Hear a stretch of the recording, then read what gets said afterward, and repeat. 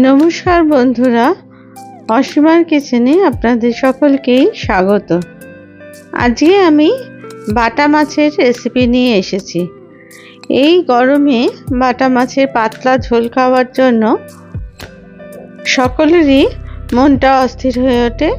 তার জন্যই আমি আজকে এই রেসিপি বানাবো। এর জন্য আমি মাঝারি সাইজের 7টা বাটা মাছ নিয়ে নিয়েছি। আর এটা আমি করব আজকে বাটা মশলা দিয়ে। এর জন্য নিয়ে নিয়েছি 1 চামচ ধনে আর 1 চামচ মৌরি। প্রথমে এই দুটো মশলা আমি জলে একটু ভিজিয়ে রাখলাম। তারপরে অন্যদিকে বাটা মাছগুলোতে নুন, হলুদ আর 1/2 চামচ লঙ্কার গুঁড়ো আর 3 চামচ সর্ষের তেল দিয়ে ভালো করে মাখিয়ে নিলাম। মাখিয়ে নিয়ে এই মাছগুলোকে আমি 10 মিনিটের জন্য রেখে দিলাম, যাতে ভালো করে ম্যারিনেশন হয়। অন্যদিকে এই ধনে আর মৌরির সাথে আমি 3টে কাঁচা লঙ্কা দিয়ে আমি বেটে নিলাম শিলনোড়ায়। আপনারা চাইলে মিক্সিতেও এটা বেটে নিতে পারেন, তবে শিলনোড়ায় বাটাটা খুব সুন্দর হয় বলে আজকে আমি শিলনোড়ার ব্যবহার করেছি। এর মধ্যে দিয়ে দিলাম 1 চামচ আদা বাটা। যেহেতু আমার আগে থেকে আদা বাটা ছিল, তার জন্য এর সাথে সেটা মিশিয়ে নিলাম। তারপরে খুব ভালো করে মিহি করে এই পেস্টটাকে বানিয়ে নিলাম। আপনারা চাইলে অবশ্যই এটা মিক্সিতে করে নিতে পারেন। আর এই ধনে আর মৌরি আমাদের শরীরকে খুবই ঠান্ডা রাখে, তার জন্যই আমি আজকে এই সিক্রেট মশলাটা ব্যবহার করলাম। অন্যদিকে ফ্রাইং প্যানে 150 মিলিলিটার মতো তেল দিয়ে দিলাম। অবশ্যই সর্ষের তেলেরই ব্যবহার করেছি আমি। তারপরে আস্তে আস্তে মাছগুলোকে এর মধ্যে ছেড়ে দিলাম।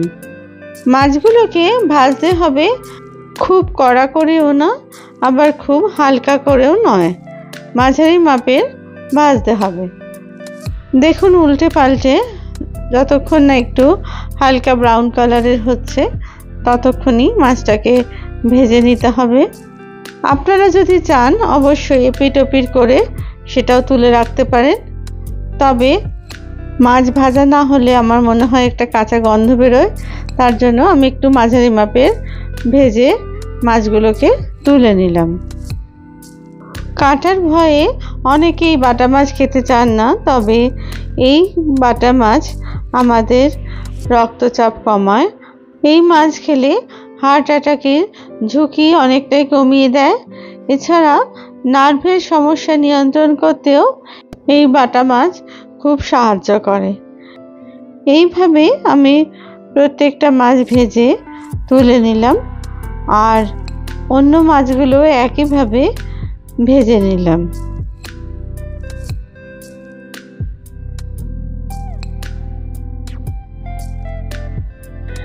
এবার মাছগুলো ভাজা হয়ে গেলে ওই মাছের তেলটা ফেলে না দিয়ে আমি একটা কড়াইতে তেলটুকু ঢেলে দিলাম আর তার মধ্যে দিয়ে দিলাম আরও 2 চামচ মতো সর্ষের তেল।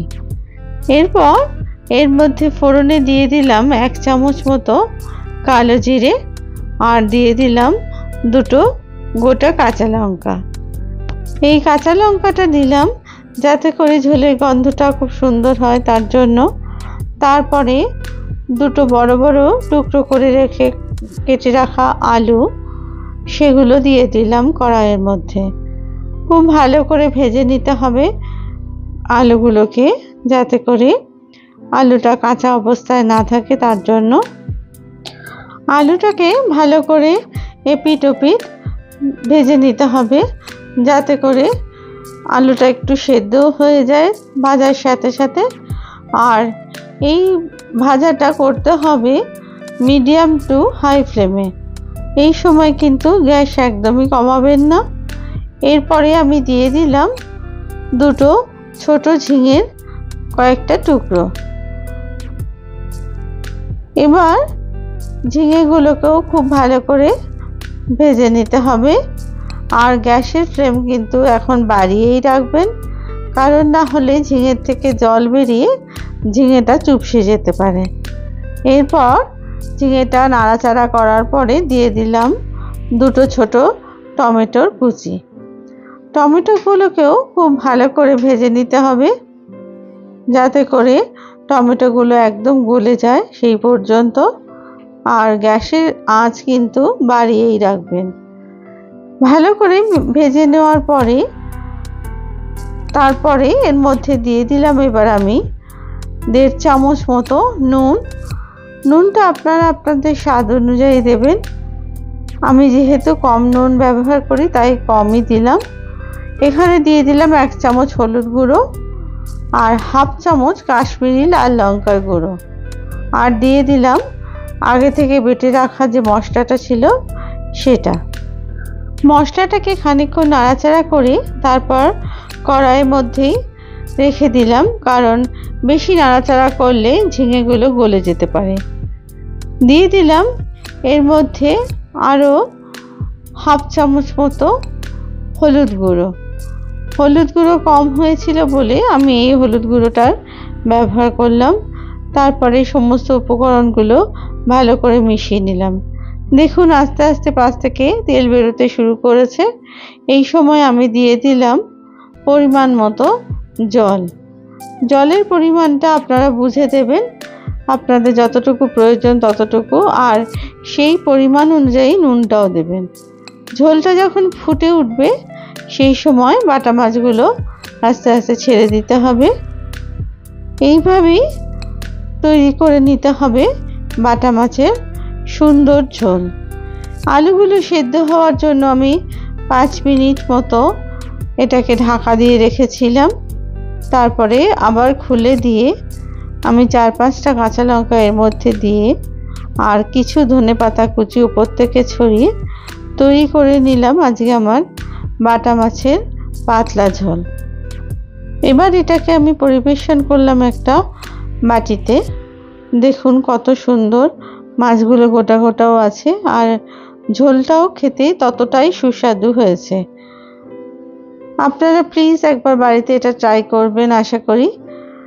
আমার রেসিপি যদি আপনাদের ভালো লেগে থাকে তাহলে প্লিজ লাইক, শেয়ার আর কমেন্টস করতে ভুলবেন না। আর আপনারা যদি কেউ আমার চ্যানেলের নতুন বন্ধু হন তাহলে অবশ্যই চ্যানেলটিকে সাবস্ক্রাইব করার অনুরোধ রইল। আর পাশে থাকা বেল আইকনটিকে প্লিজ প্রেস করে দেবেন, তাহলে নতুন রেসিপি দিলেই আপনাদের কাছে সহজে তা পৌঁছে যাবে। আবার নতুন রেসিপি নিয়ে আপনাদের কাছে হাজির হব। আপনারা সবাই ভালো থাকবেন। ধন্যবাদ।